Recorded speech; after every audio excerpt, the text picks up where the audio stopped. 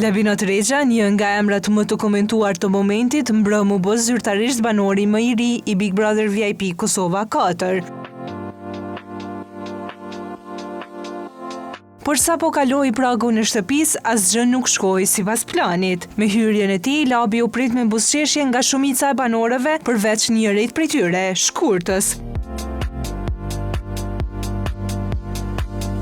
Pa humbur kohë, ajo hapi një varg akuzash. E akuzoi se ai ka ardhur ekstra për të, se i ka shkruar mesazhe dhe madje i ka dërguar edhe zemra, ndonse ai është i martuar. Labi i mohoi të gjitha dhe insistoi se në shtëpinë më të madhe në vend ka hyrë me votën e publikut, jo ekstra, siç pretendoi Shkurta.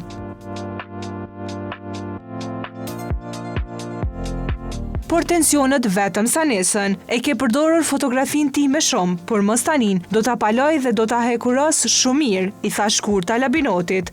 Por fjalët thumbuese nuk erdhën vetëm nga Shkurta. Labi u kundërpërgjigj duke i thënë se pa grim po më tutçe.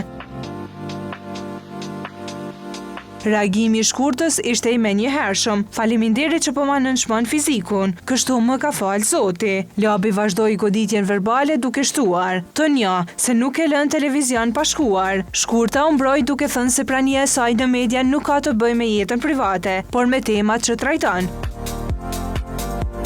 E kur Labi e pyeti cili ishte suksesi i saj në jetë, ai u përgjigj se ka mjaft pa dhënë detaje. Debati kulmoi kur Labi deklaroi se Shkurta ka qenë fanse e tij.